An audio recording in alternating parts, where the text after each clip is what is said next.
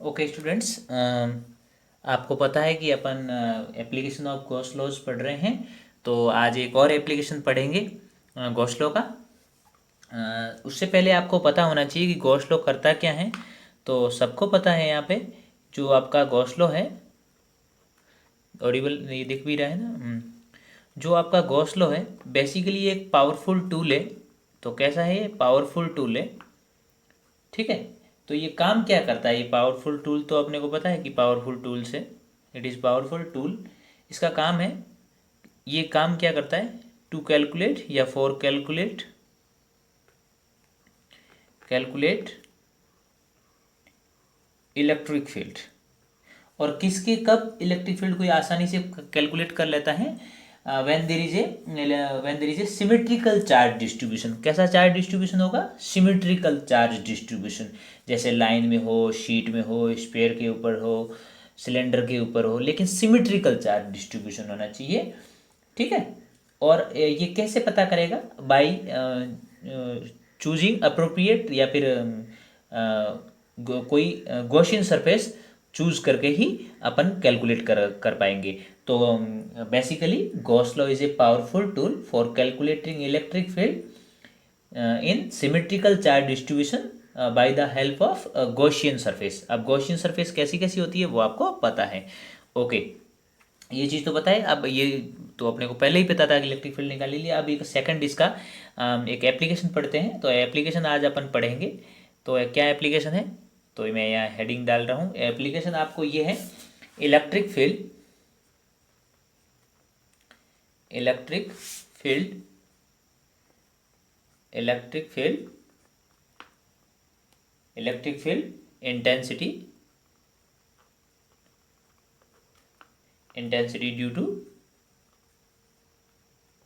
due to a uniformly charged infinite, ये word बहुत important है, इनफाइनाइट प्लेन शीट। अब ये शीट, प्लेन शीट, आप पूछोगे सर कंडक्टिंग है नॉन कंडक्टिंग, दोनों हो सकती है, कंडक्टिंग और नॉन कंडक्टिंग दोनों केस में ये एप्लीकेबल होगा फॉर्मूला। लेकिन इनफाइनाइट शीट के केस पढ़ेंगे अपन यहाँ पे। क्यों पढ़ेंगे इनफाइनाइट शीट का, क्योंकि अगर आप फाइनाइट शीट का लेके करोगे जिसकी साइज फाइनाइट है, तो वहाँ पर गॉस थ्योरम इजीली अपन नहीं लगा पाएंगे। लगा तो सकते हैं लेकिन इजीली नहीं लगा पाएंगे। वहाँ पर कुछ और भी मतलब कंसिडर करना होगा, जैसे कि कॉर्नर इफेक्ट भी कंसिडर करना होगा। तो जो आंसर अभी यहाँ अपने इनफाइनाइट के लिए निकलेगा वैसा फाइनाइट का नहीं होगा, कुछ अलग हट के होगा। तो वो अपन उसमें इतने डीप में नहीं जा रहे हैं, अपन सीधा इसके लिए निकाल रहे हैं। अब सबसे मैंने आपको कल भी बताया था कि स्टेप फॉलो करना होता है। तो स्टेप वन आपको क्या पता करना होता है, स्टेप वन में ड्रॉ करना होता है। स्टेप वन में सिंपल आपको ड्रॉ करनी है, जो चीज़ ऊपर करनी है, ड्रॉ द कंडीशन। जो ऊपर कंडीशन दी गई है उसको ड्रॉ करो। तो कंडीशन ड्रॉ करेंगे अपन भाई यहाँ पे। तो कैसे ड्रॉ करेंगे, सिंपल सी बात है कि क्या कंडीशन थी, कि आपको एक इलेक्ट्रिक पता करना है, किसका, एक uniformly charge infinite plane sheet लेनी है। तो मैं कुछ इस तरह से ले लेता हूँ, इस पेज पे बनाऊँ या किसी और पे, चलो इसी पे ही बना लेता हूँ, आप समझ जाएंगे। एक इनफाइनाइट प्लेन शीट ले लेता हूँ मैं। ये मैंने इसलिए वजह से ऐसे ऐसे दिखा रहा हूँ ताकि मतलब इन्फिनिटी तक जा रही है, उधर भी। पॉजिटिवली चार्ज मान लेते हैं, आप नेगेटिवली चार्ज भी मान सकते हो। फर्क इतना है, पॉजिटिवली चार्ज में इलेक्ट्रिक फील्ड अवे होगा, नेगेटिवली में टूवर्ड्स होगा। लेकिन ज़्यादा अवे वाले थोड़े सही रहते हैं, क्योंकि उसमें क्या है कि आप कंफ्यूज कम होते हो। बाकी कुछ नहीं है कि ऐसा कोई हाइड एंड फास्ट रूल है कि भाई प्लस प्लस ही क्यों लेते हैं। यूनिफॉर्मली चार्ज डिस्ट्रीब्यूटेड है, और जब लाइन के ऊपर चार्ज डिस्ट्रीब्यूशन होता है तो अपन लैम्बडा यूज़ करते हैं, और जब एरिया पे चार्ज डिस्ट्रीब्यूशन होता है तो सिग्मा यूज़ करते हैं, और वॉल्यूम में चार्ज डिस्ट्रीब्यूशन होता है तो रो यूज़ करते हैं। याद है ना वो तीन चीज़, लैम्बडा, सिग्मा और रो, ठीक है। तो इसमें से अपन किसको यूज़ करेंगे इस बार, सिग्मा को यूज़। कल लैम्बडा को यूज़ किया था, आज सिग्मा को यूज़ करेंगे, ओके। तो इसकी चार्ज डेंसिटी सिग्मा है। तो ये चीज़ आपने अपने को क्लियरली पता लगी। स्टेप टू मैंने आपको क्या सिखाया था कल, स्टेप टू था, हाँ, draw Gaussian surface. Step two ये सब भाई याद कर लेना। Step two draw Gaussian surface, draw Gaussian surface, ठीक है। और गॉसियन सरफेस का जो भी डायमेंशन है वो, अब मैंने बताया था कि जब प्लेन शीट होती है या शीट ऑफ चार्जेस होता है तो गॉसियन सरफेस दो तरीके से आप ड्रॉ कर सकते हो। इस पूरी ऐसी तो कोई गॉसियन सरफेस होगी नहीं जिसमें पूरी शीट आ जाए, इतनी तो फिर बहुत बड़ी बनानी पड़ेगी। अपने को वैसा कंसिडर नहीं करना है, अपने को इस शीट का कुछ पार्ट कवर हो जाए। जैसे कल भी तो अपन ने एक इन्फाइनाइट चार्ज था, लेकिन उसका सिर्फ इतना सा पोर्शन ही तो कवर किया था। ठीक है, जब इतने पोर्शन के लिए वो रूल लग जाएगा तो इन्फिनिट के लिए, बड़े के लिए भी लग जाएगा। तो यहाँ पर भी सेम केस करना है। शीट का कोई पर्टिकुलर पोर्शन है, उसको गॉसियन सरफेस में अपने को मतलब उसको घेर लेना है गॉसियन सरफेस से, तो यानी कि उसको इनक्लोज कर लेना है। तो एक बात बताओ मुझे, यहाँ पर गॉसियन सरफेस दो तरीके की, क्यूबॉइड भी बन सकती है यहाँ से गॉसियन सरफेस, क्यूबॉइड या क्यूब के तरीके से, क्यूबॉइड बोल दो बेटर रहेगा, क्यूबॉइड या क्यूब की तरह से गॉसियन सरफेस बन सकती है, और सिलेंड्रिकल भी गॉसियन सरफेस। बहुत सारी बुक्स में सिलेंड्रिकल में दिया होगा, बहुत सारी बुक में क्यूबॉइड, लेकिन मैं क्यूबॉइड सिलेंड्रिकल वाला तो बहुत सिंपल है। अब मैं आपका ये वाला बता देता हूँ, कौन सा इसका क्यूबॉइड वाला। तो सबसे पहले तो अपन यहाँ एक छोटा सा इस तरह से एक ड्रॉ कर देते हैं। क्या ड्रॉ कर देते हैं? हाँ, एग्जैक्टली एक क्यूब ड्रॉ करने की मैं कोशिश करना, सॉरी यहाँ एक क्यूब ऐसे बना लेंगे, बना लिया। ओके, अब ऐसे करेंगे एग्जैक्टली यहाँ पर उसके जैसा का जैसा, जैसा यहाँ बनाया ना वैसा का वैसा यहाँ बनाएंगे अपन एक क्यूब। ओके, थोड़ा इसी के बराबर ही है ना, थोड़ा सा नीचे जा रहा है मेरे हिसाब से, ऐसे, और एग्जैक्टली वैसा ही ये क्यूब बना देंगे।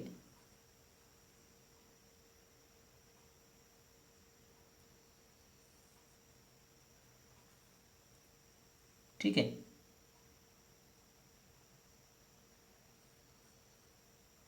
ओके, एक क्यूब बना दिया मैंने यहाँ से, और एक क्यूब मैं यहाँ बना दूंगा। ठीक है, या सिंपली मैं इसको इससे ड्रॉ, इसको इससे ज्वाइन कर लेता हूँ, इस तरह से क्यूब बना रहे भाई। अब ये तो दिखाएंगे नहीं क्योंकि शीट के पीछे का पोर्शन है। फिर यहाँ से फिर से अपन ऐसे दिखाएंगे इसको, और इस तरह से ये फ्रंट पोर्शन अपन इसका बना लेते हैं। ठीक है, इसका फ्रंट पोर्शन बना लेते हैं इस तरह से।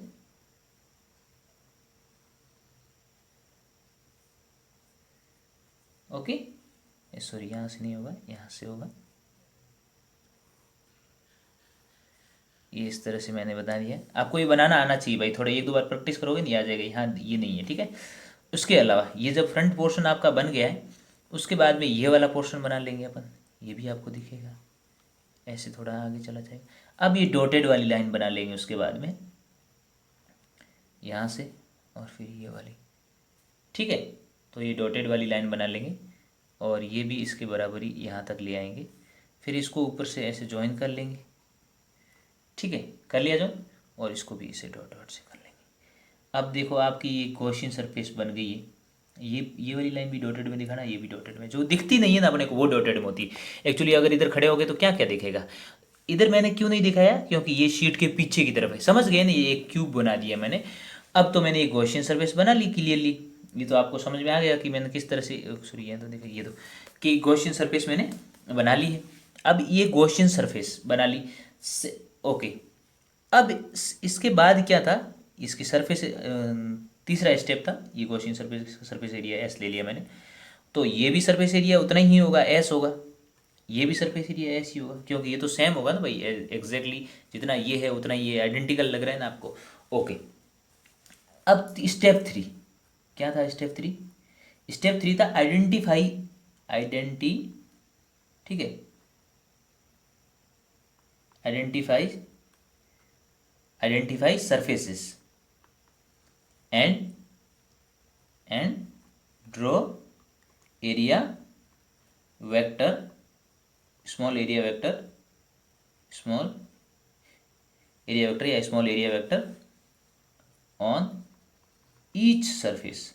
तो यहाँ से क्यूबॉइड की कितनी सरफेस होती है? 6 सरफेस होती है। तो 6 तरह के आप यहाँ से वो बना दो सरफेस है। कौन सी सरफेस 6 होगी? एक इधर वाली, एक उधर वाली 2, एक ऊपर वाली 3, एक नीचे वाली 4, एक आपको इधर फ्रंट वाली 5, और एक इसके बैक वाली 6। तो क्यूबॉइड का आपको पता है 6 सरफेस होती है। तो 6 गॉसियन सरफेसेस बनाऊंगा मैं। सबसे पहले ये इसमें यहाँ दे लेंगे छोटा सा, ओके, इसका नाम मैं दे देता हूँ DS1। वैसे तो ये S है लेकिन S1 दे दिया इसका नाम, ठीक है, ओके। वैसे S1, S और S2 बराबर है। और यहाँ एक गॉसियन सरफेस दे लेते हैं। अरे क्या गॉसियन सरफेस बोल रहा हूँ, ये गॉसियन सरफेस है, ठीक है। गॉसियन सरफेस, और ये जो स्मॉल ले रहा हूँ ये एरिया वेक्टर, मैंने थोड़ा गलत बोल दिया था। ओके, तो ये इसका नाम ले DS3 दे देते हैं, ये इधर वाले में इस पे लेके लेते हैं और इसका नाम DS2 दे देते हैं, DS2 ले लेते हैं। इसी तरह से इसके फ्रंट इधर वाले पे एक और को मान लेंगे छोटा सा, और इसको मान लेंगे DS4 मान लेंगे। ऊपर वाले पे 3 ले लिया, इधर 4, इधर वापस नीचे वाले पे ले लेंगे 5। ओके, अब कौन सा बच गया, उधर बैक वाली साइड में, उधर वाला देखो, इधर वाला हो गया, इधर वाला हो गया, ऊपर वाला हो गया, नीचे वाला हो गया, इधर सामने वाला फ्रंट वाला हो गया। ये थोड़ा इसमें फीलिंग नहीं आ रही है, मतलब क्योंकि 2D डायग्राम है और एक्चुअली अपन 3D में ड्रॉ 3D की चीज़ें यहाँ समझाने की कोशिश कर रहा हूँ। एक इसके पीछे की साइड में ले लेंगे अपन, ठीक है, पीछे की साइड में, और ये ले लेंगे DS6। तो अब आपको समझ में आ गई होगी कितनी सरफेसेज है और कितने 6 सरफेसेस और 6 एरिया वेक्टर ड्रॉ कर लिया। स्टेप 3 तक क्लियर हो गया, पहला स्टेप, दूसरा स्टेप, तीसरा स्टेप क्लियर हो गया। ओके, तो ये गॉसियन सरफेस है, कैसे किया था। फिर उसके बाद में ओके, अब स्टेप नंबर 4 क्या था। स्टेप नंबर 4 बताओ, draw electric field. Step 4 draw, भाई एक ही पेज में समझाने की कोशिश कर रहा हूँ, थोड़ा खोज पोज हो रहा है। ड्रॉ इलेक्ट्रिक फील्ड, तो अब पॉजिटिव है तो पॉजिटिव से अवे होगा इलेक्ट्रिक फील्ड, ऐसे तो थोड़ा सिमेट्री से ऐसे दिखा दो, ये इलेक्ट्रिक फील्ड इधर साइड में भी पॉजिटिव है तो अवे की तरफ होगा, तो ऐसे। मैं भाई यहाँ दिखा नहीं पा रहा हूँ, आप समझने की कोशिश करना, ठीक है। ये इलेक्ट्रिक फील्ड है। एक बात बताओ, ये तो आपको थोड़ा यहाँ से समझने की कोशिश करना। देखो इधर इलेक्ट्रिक फील्ड किधर है, इधर, ठीक है। इलेक्ट्रिक फील्ड, इवन मुझे पेन ला रहा हूँ, रुकना भाई थोड़ा। ओके, ये इलेक्ट्रिक फील्ड है, इसको इस ब्लू वाले को इलेक्ट्रिक फील्ड मान लेते हैं, और रेड वाला है सरफेस एरिया। तो इलेक्ट्रिक फील्ड है इधर, और ये S1 भी किधर है, इसके, तो ये तो दोनों पैरेलल में हो गए। अब इलेक्ट्रिक फील्ड इधर है और ये सरफेस एरिया किधर है, ऊपर वाले की तरफ, ऊपर वाले में। तो कितने का एंगल बना रहा है, 90। तो 3 वाला भी 90 बना रहा है, ये 0 बना रहा है। ओके, तो ये कितना बनाएगा, सॉरी 2 वाले में इलेक्ट्रिक फील्ड इधर है और सरफेस एरिया उधर है 0 डिग्री, तो इन दोनों में तो 0 बन रहा है। अब इलेक्ट्रिक फील्ड इधर ही है और ये पीछे की तरफ जा रहा है उधर, तो कितना एंगल होगा, सरफेस एरिया तो पीछे की तरफ है, नहीं, तो 90 है। ओके, ये नीचे की तरफ जा रहा है, ये भी कितना एंगल है, 90 है। ऊपर की तरफ आ रहा है, वो भी कितना है, 90। तो देखोगे, देखो इलेक्ट्रिक फील्ड जब इधर है या उधर है, साई माना कि इधर है ले लो, तो एक तो ये 90 बनेगा, ऊपर आने वाला 90 बनेगा, नीचे जाने वाला 90 बनेगा, इधर जाने वाला 90 बनेगा, और इधर जाने वाला, तो डाउन जाने वाला भी 90 बनेगा, अप वाला भी 90 बनेगा, और सॉरी डाउन वाला भी 90, आउटवर्ड वाला भी 90, अप वाला भी 90, और इधर नीचे वाले की तरफ जाने वाला भी 90। तो 4 तो 90 बनाएंगे, तो ये 90 बनाएगा, ये 90 बनाएगा, ये 90 बनाएगा, ये 90 किसके साथ 90 बनाएगा, इलेक्ट्रिक फील्ड के साथ। इलेक्ट्रिक फील्ड या तो इधर है या फिर इधर है, लेकिन एरिया वेक्टर हम सिर्फ 2 ही ऐसे जो इसके पैरेलल है, एक तो ये वाला और एक ये वाला। मेरी बात समझ गए होंगे शायद, आप थोड़ा एक बार पोज करके खुद से ठंडे दिमाग से सोचोगे तो आपको खुद को समझ में आ जाएगा कि अपन बात कर रहे हैं angle between electric field and surface area, area electric field and area vector. तो यहाँ पर एंगल 0 है, यहाँ 90 बनेगा इलेक्ट्रिक फील्ड के साथ, यहाँ भी इलेक्ट्रिक फील्ड के साथ 90, यहाँ पर भी इलेक्ट्रिक फील्ड के साथ 90, यहाँ 90 है। तो 4 सरफेस में 90, 2 में 0 एंगल बनेगा, सीधी बात समझ गए होंगे। ड्रॉ इलेक्ट्रिक फील्ड हो गया। अब मैं थोड़ा आगे चलता हूँ और अप्लाई करता हूँ 5वां स्टेप 5। क्या स्टेप 5 क्या था, step 5 apply Gauss theorem, Gauss theorem. Okay, तो by definition of flux, definition of flux, flux की डेफिनेशन से आप बताओ मुझे फ्लक्स क्या होता है। Flux is the close surface के लिए फ्लक्स कैसे निकालेंगे, ऐसे लिख के E.ts करके निकालेंगे।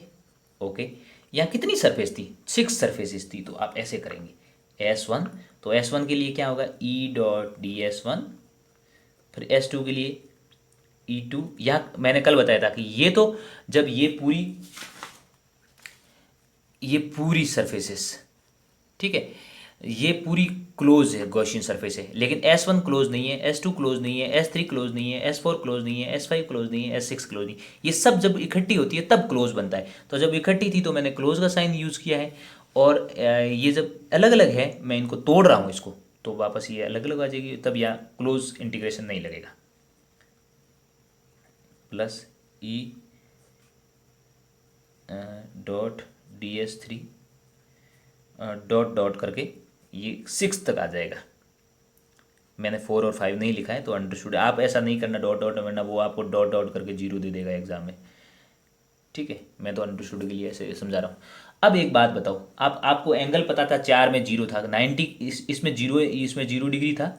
एग्जाम में आप ऐसा नहीं लिखोगे, ये ऐसे नीचे मैंने लिख रहा हूँ, और बाकी इन सब में 90 डिग्री का एंगल था, तो कोस 90 की वजह से ये सब 0 हो जाएगा। तो अब फ्लक्स के लिए यूज़ करेंगे, तो ये सीधा सीधा अपन यूज़ करेंगे।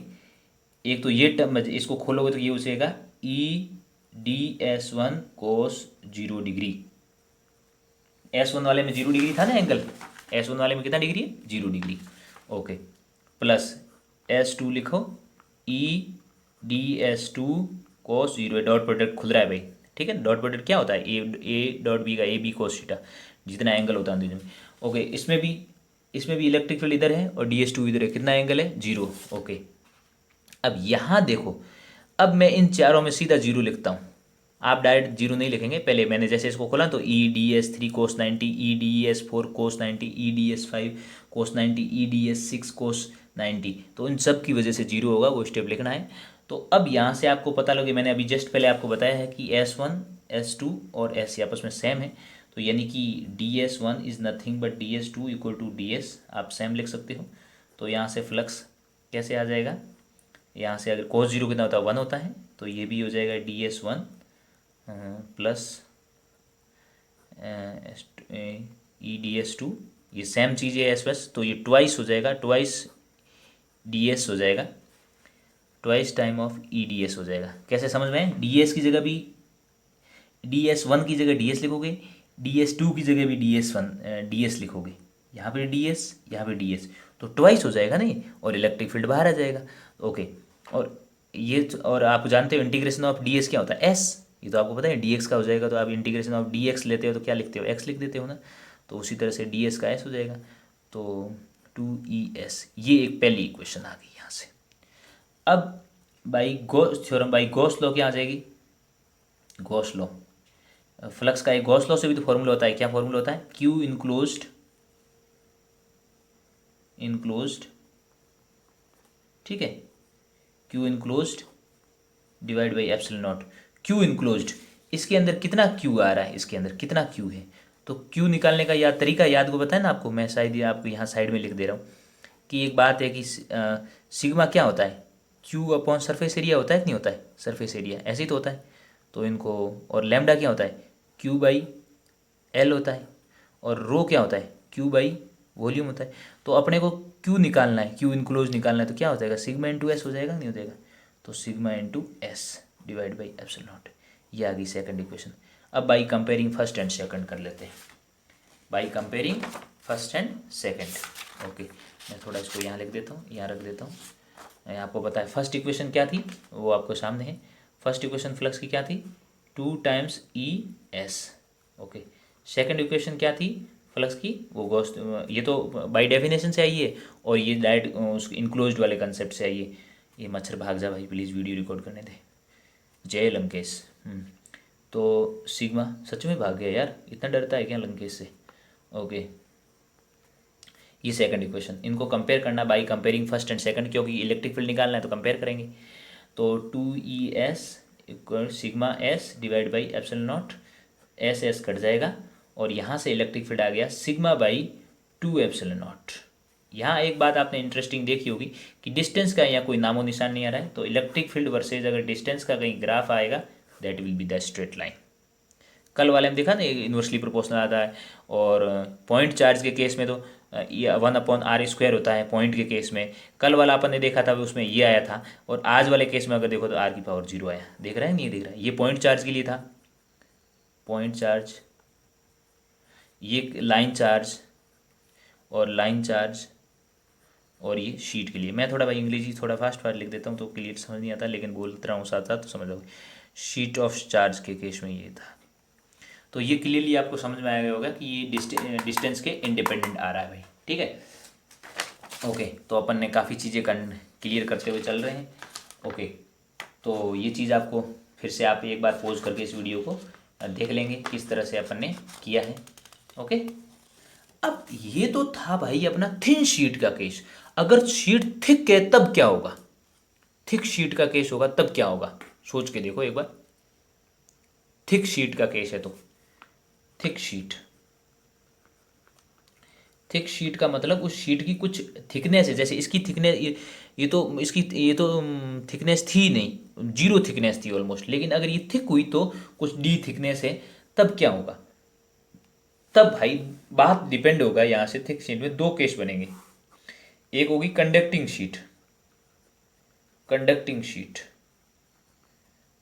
कंडक्टिंग थिक शीट, और एक होगी नॉन कंडक्टिंग थिक शीट।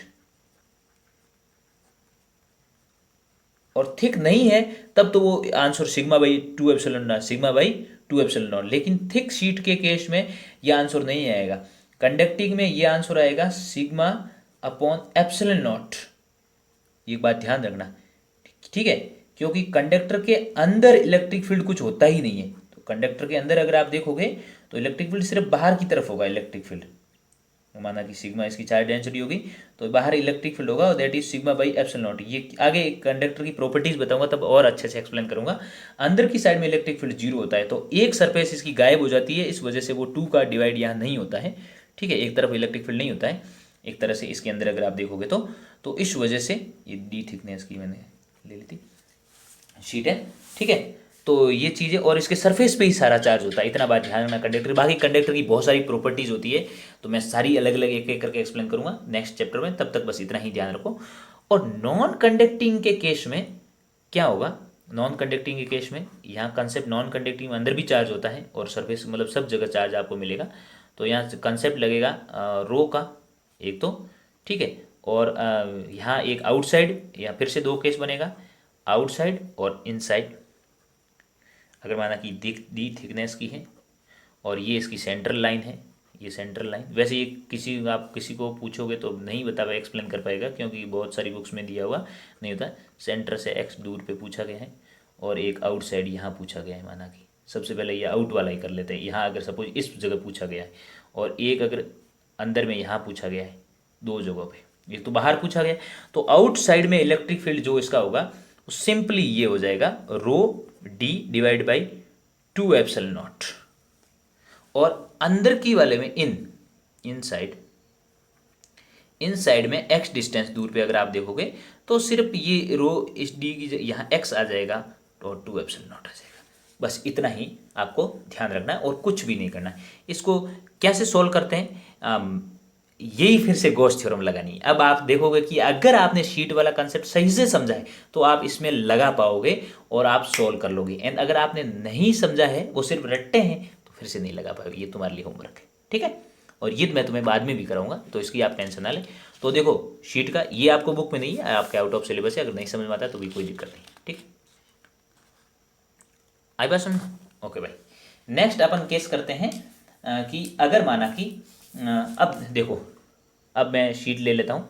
दो केस मानते हैं, एक पॉजिटिव शीट का केस मानते हैं, ये positive positive positive positive positive positive positive positive. इन प्लेन शीट की वजह से आंसर क्या होता है? Sigma by epsilon naught. Positive होगा तो है, पॉजिटिव है, ये सब थिन शीट है भाई साहब, इनफाइनाइट थिन शीट है, ध्यान रखना, ठीक है।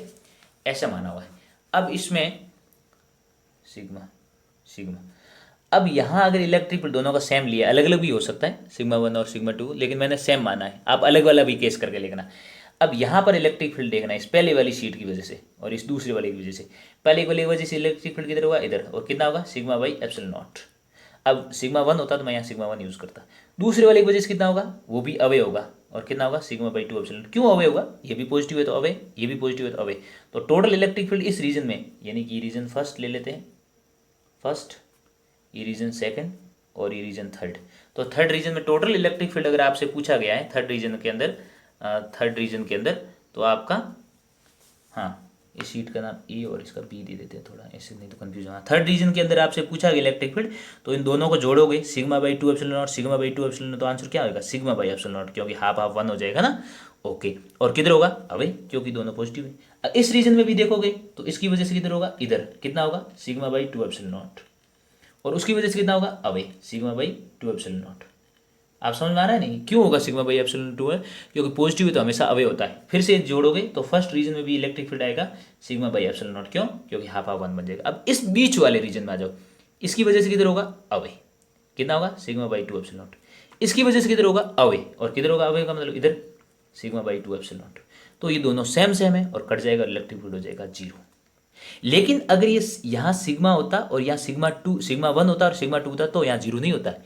ये तो सेम ले लिया मैंने सिग्मा सिग्मा, तब जाके जीरो हुआ है, अदरवाइज जीरो नहीं होता। तब इनका कुछ नेट होता जो स्ट्रांग होता उसका इफेक्ट आता, वरना यहाँ तो दोनों लड़ेंगे नहीं, कहेंगे भाई तेरा जितना अधिकार है उतना मेरा, तो बीच में जीरो आ रहा है। अब अगर शीट कुछ, ये पहला केस समझ में आ गया ना, यहाँ मैंने यहाँ पर भी सिग्मा लिया है, ये भी दोनों सेम चार्ज डेंसिटी लिए।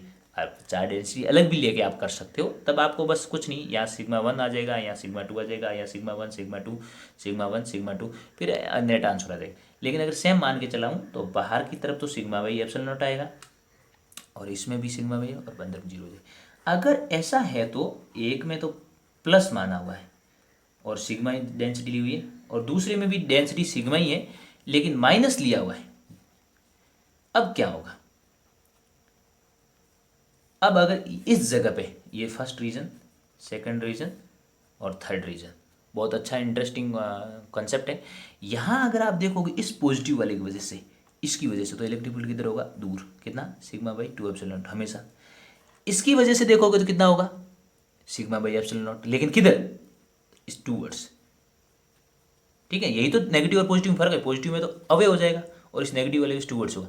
तो यहाँ नेट अगर थर्ड रीजन में आप इलेक्ट्रिक फील्ड देखोगे इस किसी पॉइंट पे भी, जैसे इस पॉइंट पी पे पता करने की कोशिश कर रहे थे, तो नेट आंसर जीरो आएगा। बात समझ में आई, उनमें जब सेम वाला होता है तो बीच में जीरो, और जब अपोजिट वाला होता है तो साइड में जीरो। क्या ये सेम चार्ज के बीच में होगा, पॉइंट चार्जेस के बीच में कहीं भी जीरो नहीं था, वो डाइपोल का केस बन जाता। मैं कई मतलब वीडियोस में मैंने वो चीज़ बोली है। लेकिन अगर शीट के केस है तो इस रीजन में जीरो होगा। यहाँ पर इलेक्ट्रिक फील्ड देखो क्या होगा, इस पॉजिटिव वाले की वजह से अवे होगा और कितना होगा sigma by two epsilon naught. इस नेगेटिव वाले की वजह से टूवर्ड्स होगा और कितना होगा sigma by two epsilon naught. तो इस फर्स्ट रीजन के अंदर अगेन इलेक्ट्रिक फील्ड कितना हो जाएगा, दोनों अपोजिट डायरेक्शन में है और इक्वल है, जीरो हो जाएगा। अब यहाँ सेंटर में आ जाते हैं, इस पॉजिटिव वाले की वजह से इलेक्ट्रिक फील्ड किधर होगा, इधर, कितना होगा sigma by two epsilon naught. इस नेगेटिव वाले की वजह से किधर होगा टूवर्ड्स, कितना होगा sigma by two epsilon naught. ये sigma by F two epsilon naught तो हमेशा होगा, चाहे पॉजिटिव हो चाहे नेगेटिव हो। लेकिन बात है कि इनकी डायरेक्शन की, पॉजिटिव है तो अवे और नेगेटिव है तो टूवर्ड्स हो जाएगा बस।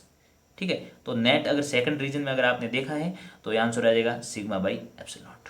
तो देखो यहाँ जब मैंने यहाँ पर भी सिग्मा लिया सिग्मा लिया सिग्मा लिया सिग्मा, लेकिन यहाँ सिग्मा पॉजिटिव सिग्मा दोनों पॉजिटिव थे, यहाँ ये पॉजिटिव है और एक नेगेटिव है, सिग्मा इसका भी सिग्मा ही है। ठीक है, कुछ लोग इसको माइनस सिग्मा बोलते हैं, लेकिन डेंसिटी नेगेटिव में नहीं होती भाई, डेंसिटी तो नंबर होता है। ठीक है, ओके। तो लेकिन यहाँ sigma by epsilon naught in first और थर्ड रीजन में आ रहा था, यहाँ वो answer first region sorry second बीच में आ रहा है। यहाँ जीरो बीच में हो रहा था, यहाँ जीरो साइड में हो रहा है। तो आपको समझ में आया ना, ये जंप करके बीच में आ गए और ये बाहर निकल गया, बस इतना ही कंसेप्ट है। ठीक है, और यहीं से केस अब आगे जब जाओगे तो यहीं से केस बनेगा कैपेसिटर का। ये कंसेप्ट आपको समझ में आना चाहिए। एक मच्छर मार दिया मैंने भाई। ठीक है, कैपेसिटर का केस बनेगा आगे, अब वो एक पूरा चैप्टर है आगे, तब बताएंगे। ठीक है, लेकिन वहाँ पर भी इस चीज़ की जरूरत पड़ेगी। हाँ, अब थोड़ा ज़्यादा मैं तुमसे पूछता हूँ कि चार्ज, इस पूरी बुक में आपको चार्ज के बारे में पढ़ना है।